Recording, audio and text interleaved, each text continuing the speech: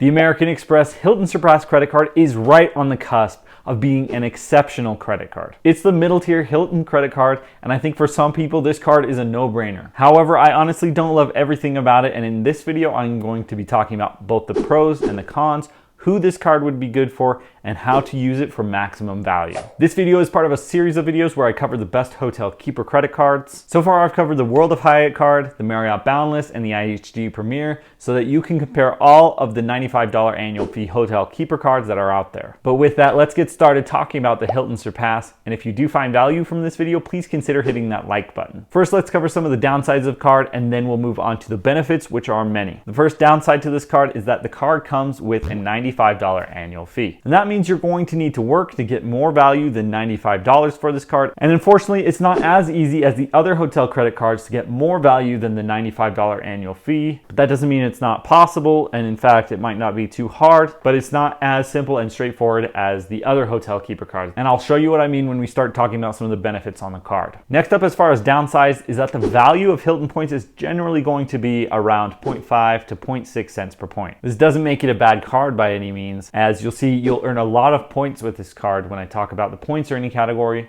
but Hilton points are worth quite a bit less than other hotel currencies. And for example, 20,000 Hilton points is probably worth around the same value as just 5,000 Hyatt points, since Hyatt points can be reasonably valued about 2 cents per point. So this is something you're going to want to be aware of when earning points with the Hilton Surpass. And finally, the main downside to the Hilton Surpass is that it does not come with a free night certificate. Pretty much all of the other main hotel keeper cards come with a free night, but unfortunately the Surpass doesn't. Now, I kind of understand why the Surpass does not come with a free night certificate, as some of the other benefits are quite valuable on the card, and Hilton free night certificates are probably the best hotel free night certificates that you can get. There is also a way to earn a free night with this card, which I'll be talking about in just a minute, but the absence of a free night certificate is going to mean it's going to take a little bit more work than the other hotel keeper cards to justify the annual fee. And this is the main reason that I say this card is almost amazing, but not quite. But if it did come with a free night certificate, it would probably be the best hotel keeper card in the $95 annual fee range. All right, now let's move on to the benefits of this card. And honestly, the Surpass does pretty good as far as benefits. So first up is the welcome bonus, which is 130,000 Hilton points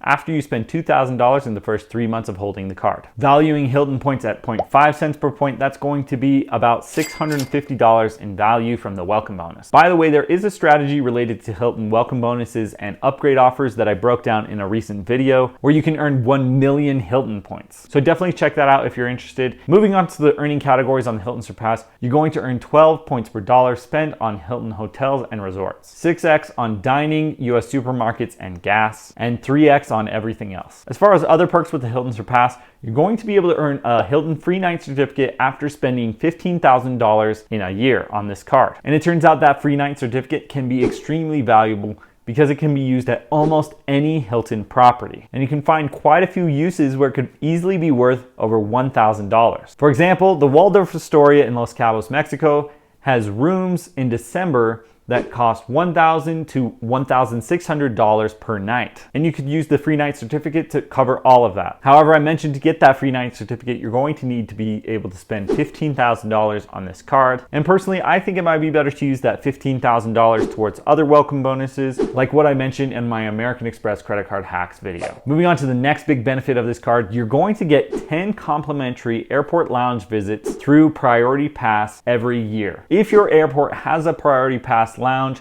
it can be a fantastic way to save a lot of money on expensive airport food, and overall it just makes the airport experience so much better. But recently I noticed a lot of major US airports like LAX, Denver, and Chicago do not have a very good or any Priority Pass lounge option. So it is hit or miss as to whether your airport will have one. These 10 complimentary visits do not include guests, but you could apply one of these visits towards a guest joining you in the lounge as well. You can also pay for guests to join you in the lounge at a cost of $35 per person. And if you use all of your 10 complimentary Priority Pass visits, you can also just pay $35 per person for future visits. If you look at the Priority Pass website, the membership to get basically the same exact deal is around $329. So if you use this perk, it's going to pretty easily offset the annual fee. But the problem is it is a hit or miss as to whether your airport will have a Priority Pass lounge. And the other concern is whether you travel enough to use those 10 lounge visits. And that's why towards the beginning of this video, I said it takes a little bit more work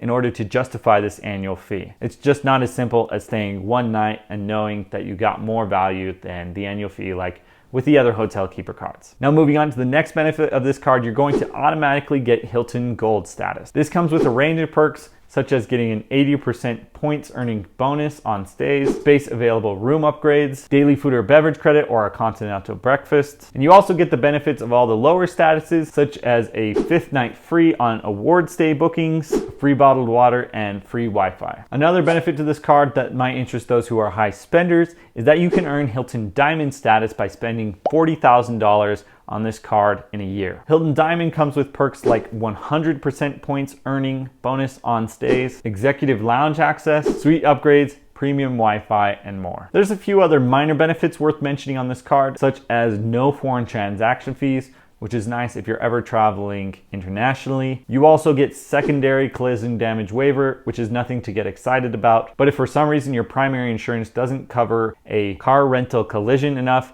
this secondary collision damage waiver will step in and help. You also get access to the Global Assist hotline, which is basically a service that's designed to help you if you get into some sort of emergency while you're traveling. So now let's talk about who this card would be good for. First of all is anybody who's looking for a good welcome bonus on a credit card. You probably need to be willing to have multiple credit cards if you already have some, but there's not too many downsides to that, and this is a great welcome bonus that I would consider getting. Next up is anyone who is loyal to Hilton. Now the other two Hilton credit cards, like the no annual fee Hilton Honors card and the $450 annual fee Hilton Aspire, are definitely worth looking at as well. You can actually get the welcome bonus on all three of these cards if AMEX doesn't change the welcome bonus rules like they have recently with the Delta cards and the Platinum cards, but I'm not sure if I could only pick one Hilton card if the Surpass is the card that I would get. I do break down the relationship between these three credit cards in my American Express credit card hacks video. And with that strategy, you can earn 1 million Hilton points. And for that reason, I think anyone loyal to Hilton should definitely consider this card. And one last group I think this card is ideal for is anyone looking for airport lounge access. If 10 lounge visits per year is enough for you, then this is probably going to be the best airport lounge access credit card you can get. And if you don't have another credit card that gives you airport lounge access, then I would value this card pretty highly if I was looking for airport lounge access. Now, if you're not looking for welcome bonuses, you're not loyal to Hilton, and you're not looking for airport lounge access, then I'd say this card is definitely a skip for you. And some of the other hotel credit cards like the World of Hyatt card, the Marriott Boundless, and the IHG Premier might be more ideal options for you. I have done reviews of all three of those cards, and you can check those videos out if you're interested. But otherwise, let me know your thoughts on the Hilton Surpass and comment below if you have any questions. Thanks for watching, and I'll see you next time.